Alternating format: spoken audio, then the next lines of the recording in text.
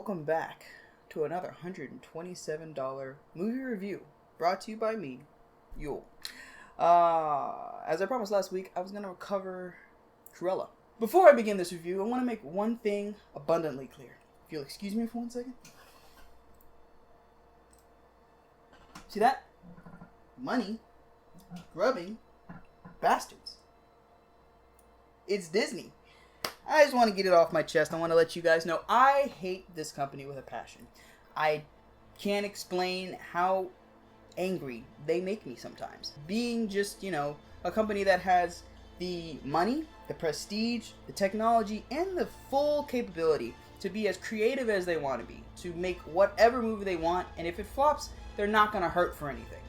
This is a company that could push movies and cinema to the next level, but at the same time, all they want to do is reduce, reuse, recycle, be a company that's more about profits more than plot, and really making movies a business rather than making their business about making movies. They piss me off to no degree. As far as I'm concerned, Bob Iger, Bob Chapek, all the other fucking Disney executives who make creative decisions that decide to just stomp on creativity, they can choke on Walt Disney's cryogenically frozen balls and die. I don't give a fuck if Disney made it. I don't give a damn if Pixar made it. It better be a good fucking film. In fact, I expect better out of them. Especially for a film like Cruella, where they put anywhere from $100 to $200 million into the budget. Is that not insane to think about?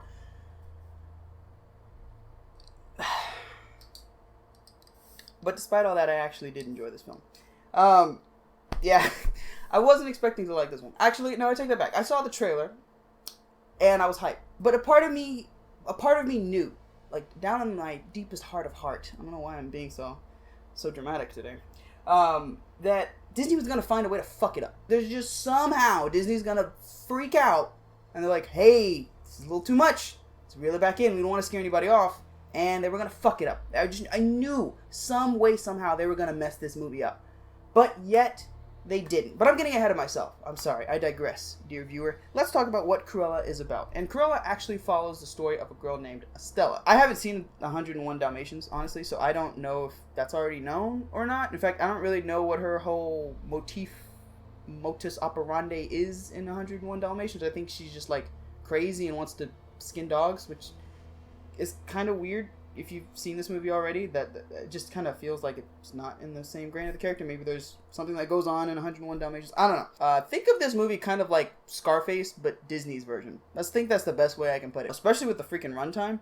But that's basically what Cruella is about. Follow the girl named Estella, some shit goes down, and then it's the origin story of how Cruella de Vil became Cruella de Vil. And for one, Emma Stone, Emma Thompson, and actually the rest of the cast knocked it out of the park. Whoever did the casting on this film, golf clap to you. Great casting, great writing, great story, actually. I actually really enjoyed the entire thing, kind of creating Cruella's character.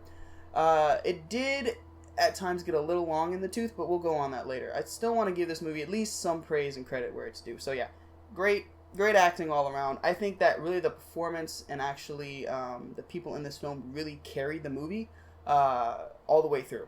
Because if it wasn't for Emma Stone, Emma Thompson, their constant fighting, and also kind of some other little nuances going on throughout the film where Estella has a dual personality of being both a normal person and then also having this kind of dark side, which is approached in a less edgy way and more of a grounded way, I would say. I think they handled it really well. They kept it in a realm where it didn't feel over the top, where this person has a dual personality, but they didn't subdue it to the point to where it just kind of felt cartoonish. They really found a really happy medium that fit within the story's narrative of making Estella and Cruella two distinct characters, and then not making them bash too much. And then at the same time, them both, Estella and Cruella, having this foil played by Emma Thompson. I forget her actual character name. I think it was the Burgeness, the Buress. I don't know. Is it in my notes? Does not look like it's in my notes. I don't remember. The Duchess. I'll just put it up. You know what? Asterisk that shit. I don't remember. The Duchess or some shit like that. Played by Emma Thompson, who was a great antagonist throughout the film. But aside from that, this is the one time a Disney production an actual full-fledged Disney production, not some Pixar knockoff or anything like that. Not knockoff. Sorry, Pixar.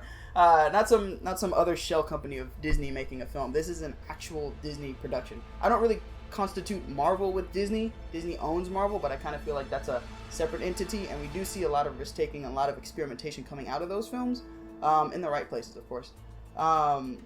And then for other things like, they just acquired Fox and stuff like that too. I feel like when they have these other small companies that they start going under, so you've got like Fox here, Marvel here, all this other kind of BS, they take the risks there because I feel like they can kind of, I guess, warrant them. But when it comes to the Disney brand, when it comes to the big ass mouse, they hardly ever step out of their shell. And this is the one time I can actually say it felt like they took a risk. It felt like they did something that was outside of the norm.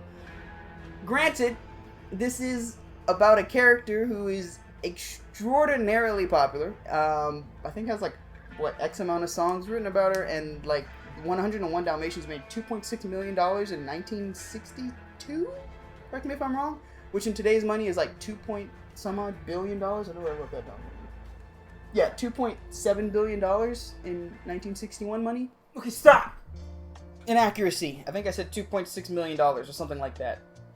I'm not edit Yule. I'm just normal in front of the camera Yule. But I think I said 2.6 million in 1961. That translated to $2.7 million. It's $2.7 billion in 1961. No, 1961. No, okay, fuck. No, cut this part.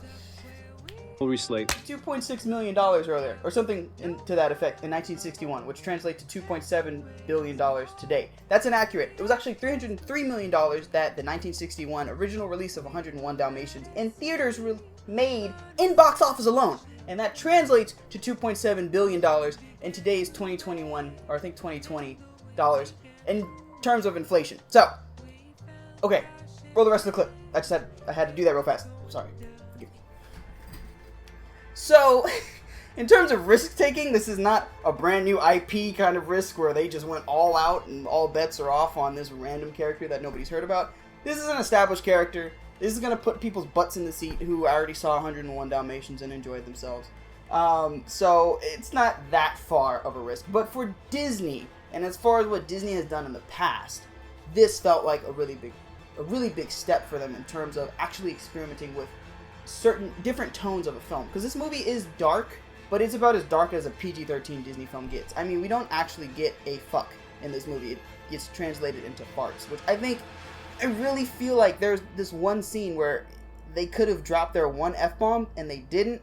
Showed that yes, they have stepped out of their comfort zone, but that whole foot is still permanently within the comfort zone. It's just that pinky toe that made it outside the box. While they don't go all in on their risk-taking, they do bring some elements that are very kind of surprising. At the beginning of the film, like 5 minutes in, I'm not going to spoil it, but they kill somebody. They just murk this person. I'm not talking like murking them in a innuendo kind of sense of like, oh, this person was never seen again, or like you kind of see like, oh, this person's about to die, and then they just cut and they never say anything. No, I'm talking like the murderer murders the person on the screen, and we watch this person die, like straight up die. And it was those 5 minutes. I'm like, damn, okay, is this movie actually establishing itself like this? And it holds that tone for the rest of the film. There are so many other moments in this movie that you get a sense of, god damn, did that really just happen? There's another scene that happens later on. Again, I'm not going to go into details. I don't want to spoil this for you. But they make, again, this kind of innuendo, kind of this assumption that Cruella did. And it's like, shit. And it was really convincing, at least for me, because it's like, I don't see why she wouldn't do it. And they don't really not tell you that she didn't until maybe 20, 30 minutes later. And it's like, okay, now we get it. It was a good red herring. But it was a red herring that had, like, some serious edge to it. And it was like, okay, I see you. I actually see you. Now, that said, there are some quibbles with this movie that I still have personal issues with. And the first one is, why? Why are we getting a Cruella film? But while I did question that, I also kind of thought about something like Solo that came out, oh god, X amount of years ago. And that was easily the worst film that I've seen from Disney.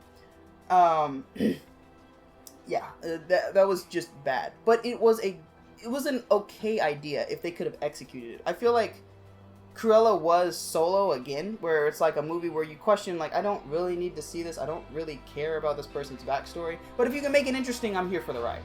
And they didn't do that with Solo, but they did pull it off with this one. That being said, this still feels like a giant cash grab. It's a well-executed cash grab. I will give them that. But it's a cash grab all the same. And I still can't get that Disney taste out of my mouth. If you'll excuse me, I'm gonna try to. Yeah, no, it's still there. It's still there. I still can't get that Disney taste out of my mouth of them just kind of of them rehashing another character and not really coming up with any new IPs. But that's more of a personal problem with me and Disney, and not so much with the film.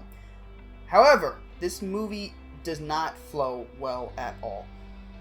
If you think about a movie like Scarface, or you think about any kind of film that's, I guess, kind of coming of age or something like that, there's a certain level of rhythm to them, if you know what I mean, where, like, we go from the first act, which kind of introduces the character and the child, or, like, their upbringing or something like that. We get the meat of the movie, which is going to be your second act, and that's going to kind of be like, oh, this is kind of what they're up to now, and their life as they grow, or this is actually the coming of age part. And then the end, you get a nice little rounded up box of how their life panned out, or what they ended up doing with their life, or whatever the fuck. My problem with this movie is that it can't really make its mind up what it wants to be. I would say the second act is the biggest issue, where we start going on all these kind of weird adventures. And while they really do a good job of building the world, building the characters, they don't really feel like they need to be there. There's a lot of moments in this movie where I just kind of felt, that was cool. I don't really feel like I needed to see that. I don't feel like I would miss anything if I hadn't seen that. But yes, in terms of fluidity, this movie did not need to have all of this extra padding that had so much attention to detail. It didn't need all of these small little moments that they really built into, like, bite-sized stories. Like, these are like 10-15 minute moments where they add to the story, they add to the world, yes. But at the same time, it's like, okay, you've made your point. Can we move on now? Can we, like, actually get the story moving? So in that regard, I think reducing that would have helped with the fluidity, the padding, and all that other kind of stuff. And it would have reduced the runtime as well. Because at 134 minutes, I mean, that's long in the tooth for any kind of movie. Even In-Game, which I think was in the ballpark of 142, 148, something like that. That movie was starting to feel long. But that movie kind of had every right to be that long. You just kind of knew you were sitting in for a quote-unquote epic. But in terms of Cruella, this movie could have been 120 minutes. I think it could have been 110 minutes. You know, just something that's not that long. It's still digestible. Maybe 140, sorry, not 145. Maybe like an hour, 45-minute film would not be, you know, the worst thing ever. I think they still could have gotten the exact kind of story they got across in this movie with less time.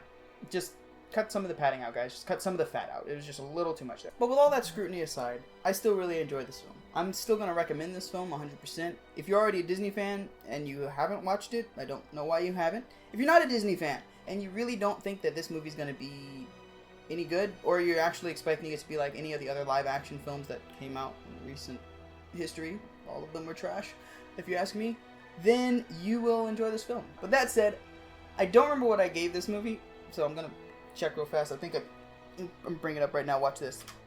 Movie magic. Actually, fuck it. Okay, I gave the movie a 9. And I don't think that's really accurate. I'm actually going to give this movie an 8.5. I think the runtime was a little long. I think the movie just got a little too wrapped up in itself, trying to explain some things that nobody really cared about. But at the same time, it really explored some really interesting ideas.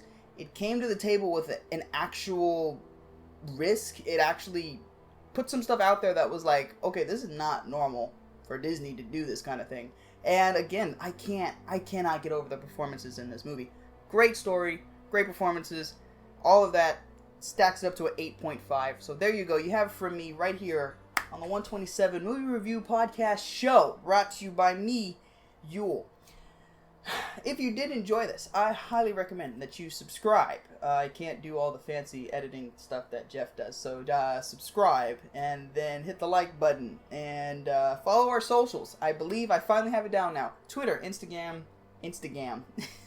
Twitter, Instagram, and Facebook. Follow all those things. We have a Reddit account too. I don't know what to do with that. But in any case, dear viewer, I say this to you. I don't know what else to say. I'll see you next week when I review something. I don't really have a script written. I don't have a movie to watch. Leave one in the comments below. Oh, I forgot to tell you to comment. Leave a movie in the comments below that you think I should watch, and I will review it. I don't know. In the fucking